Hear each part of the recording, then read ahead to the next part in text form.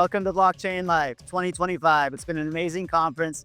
They always do such a good job here. I just gave a talk on Stablecoin 2.0 and the future of stablecoins. So can't wait for you to join me, learn a little bit more about what we're doing at Stable, WeFi, and Reserve One. Enjoy the show. Our next speaker has been behind some of crypto's steadiest assets. Ladies and gentlemen, he's a legend in the industry. So without further ado, please welcome to the stage the co-founder of Tether, Reeve Collins. All right. Wonderful. It's great to see everybody here. It's such an amazing conference, actually. I go to tons of conferences all around the world, and this one always has such high production value. Not too often I get sparklers on the stage, so really appreciate that. And all the booths outside, it's incredible to see how well put together this is, and also the quality of companies that have showed up. Around here, a lot of the companies out there are really focused on trading and the exchanges and the tokens, which is amazing. It brings a lot of excitement and a lot of enthusiasm and a lot of people into this space.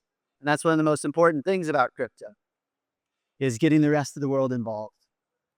And so today, I'll share a bit about the future of money and ecosystem-specific stablecoins, which is a whole new category being created. So my name is Reeve Collins, and thanks for the wonderful intro. I have been in the space since the beginning. I was fortunate enough to do a deep dive back in 2013, realizing the world-changing potential of this technology.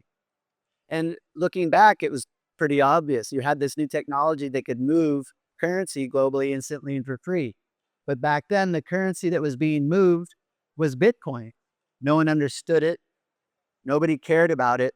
Nobody wanted to move it. It was such a small community. But enter the blockchain. That technology has revolutionized the world. If you think about what has taken place in the last 10 plus years, it's unprecedented. It's a way for the entire world to be connected, not only with information, but now with money and with new types of money and new types of currencies. So my main focus today is to deliver on the promise of blockchain, deliver on the promise of Web3. Why have we been in this space, in this industry for so long? Well, the blockchain, democratization, equal access to high-quality financial services, access to high-quality currencies and money, the ability to interact with the rest of the world. The promise of Web3, tokens, wallets. Web3 kind of evolved after 5-6 years of blockchain technology advancement, and enables the community to reap the rewards of the ecosystem. So right now, I'm bringing to market a couple new companies. I'm the co-founder and chairman of Stable, STBL, which is the evolution of the stablecoin. We'll dive into that in a little bit. But we've come a long ways in the stablecoin space in the last 10 years. It's time to upgrade them. WeFi.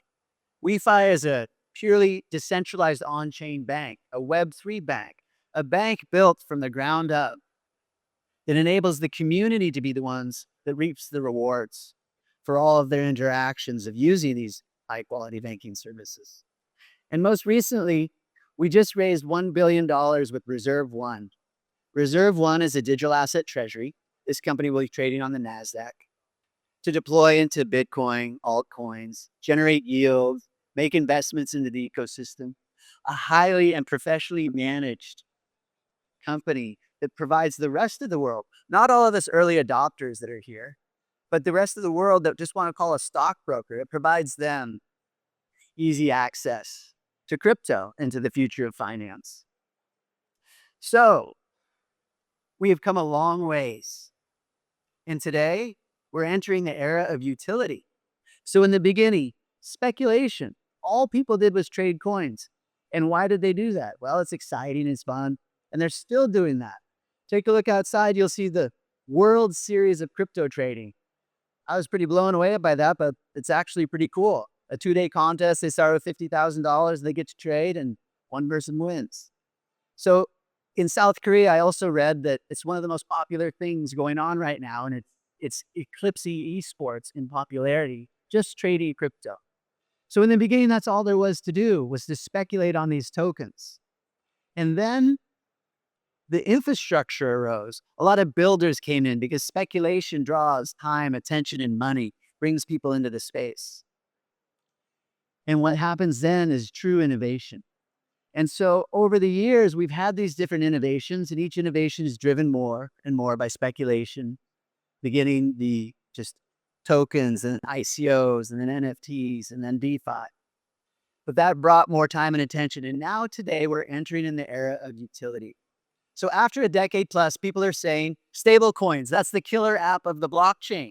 Wow, you can move money globally instantly for free. It's about time people realize that. But a few things have shifted. Most importantly, what shifted is the regulatory winds around the world are at our backs. In the past, if you're a large institution or bank, you would get in trouble. You wouldn't play in that space. But now, since they're all leaning in, it has opened the floodgates, and now stable coins are the main narrative. And in addition, RWAs are a huge narrative. All these traditional assets are coming on chain. And so now stable coins are here to bridge the gap between traditional finance and digital ecosystems. And what that leads to is to the evolution of the stablecoin. Because now that everyone can create one, we're going from the old world that's been around now for 10 years, the old way of doing a stablecoin to the new way, to the evolution, stablecoin 2.0.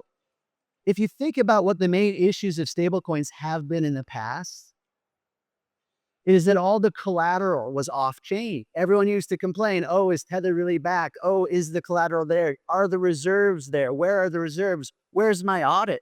It's extremely difficult when you have hundreds of banks around the world and lots and lots and lots of money and lots of scrutiny to provide complete transparency. The technology is just not there. It's no one's fault. The technology was not there. But today the technology is, because all that collateral that backs these stable coins is part of the RWA narrative. All these companies now are tokenizing treasuries, money market funds, all sorts of other traditional assets, high quality assets, low risk, high yield. They're all coming on chain. And so what happens when they come on chain? Now they can be used as collateral. So in stablecoin 2.0, 100% of the collateral that's used to back stablecoins moving forward is going to be on chain. So that's a big part of it. But even more importantly, we all know how much money, how much revenue these traditional stablecoins companies are earning. $25 billion in profit last year amongst the stablecoins. Tether announced the other day, $15 billion in profit this year. That's every single penny there is earned on a dollar that you gave them, that the rest of the world put into the ecosystem. $200 billion have flowed into stablecoins. Not $1 has flowed back to those users that put in that $200 billion. That's what's going to change with stablecoin 2.0. You put the collateral on chain. And since it's the ability to have collateral on chain, you, the user, get to be the minter.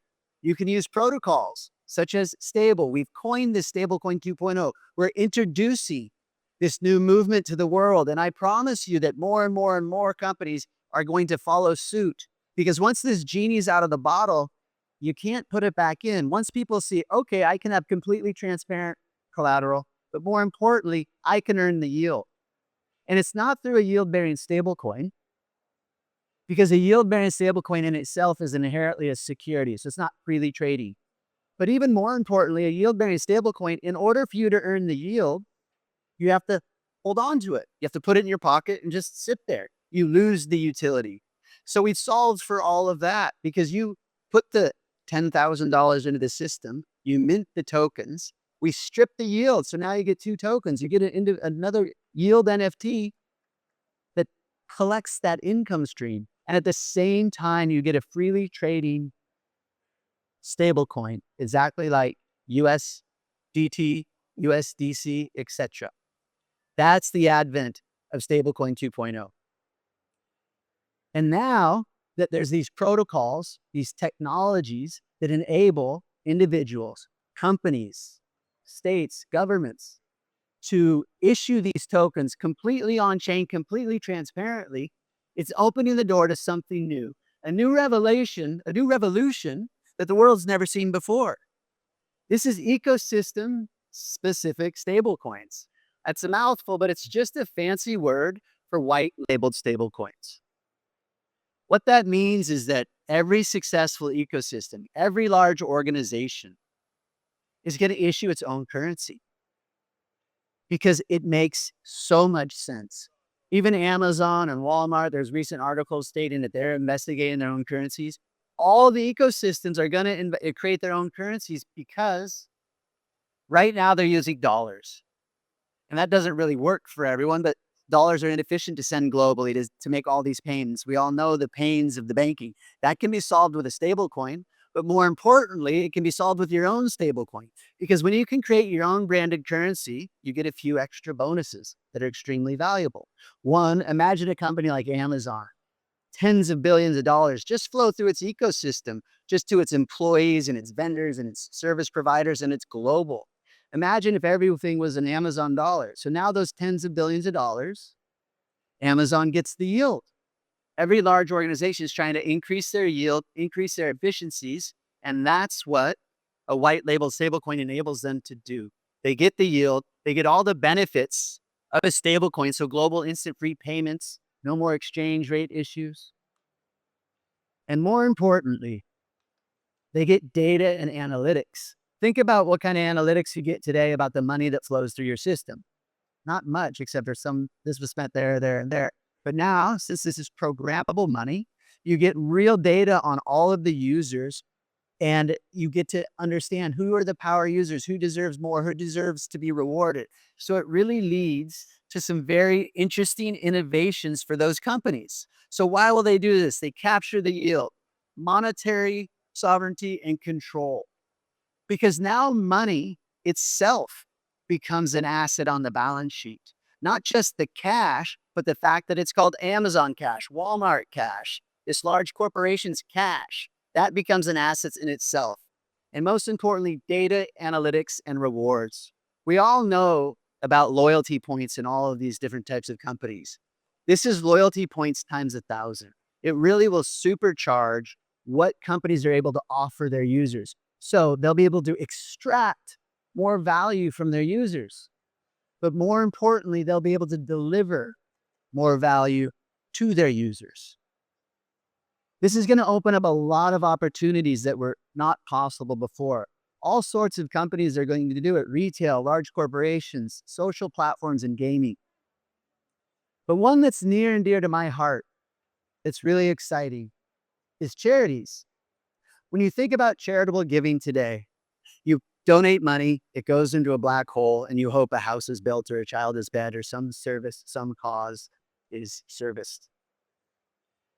With a stable coin, with programmable money, with complete transparency, with the ability to understand where that's money going and have a whitelisted wallet and ensure that people are actually delivering the services they're going to deliver.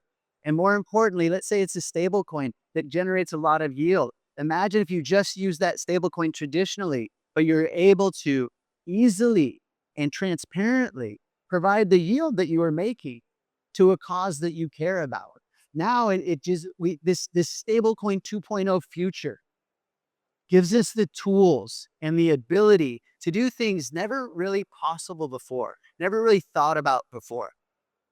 The internet democratized information. It allowed the whole world to learn a lot, the whole world to try to connect to the rest of the world and participate in the economies and create businesses. But until the blockchain came, until currencies came, and until stablecoins came, the rest of the world couldn't really get paid. They couldn't participate and they couldn't interact. Now we have the technology that connects to every person in the world, and it allows us to pay them pennies, pay them dollars, just pay them, reward them. And for a lot of us here, that's not such a big deal because we're fortunate enough to live in very advanced societies, have very good financial services and access to dollars, etc. But most of these other countries don't. It's truly a game changer. It's truly going to change the way that they get to interact and the quality of life that they have. And so now all these organizations out there can try to build their own stable coins. They can use their own structure.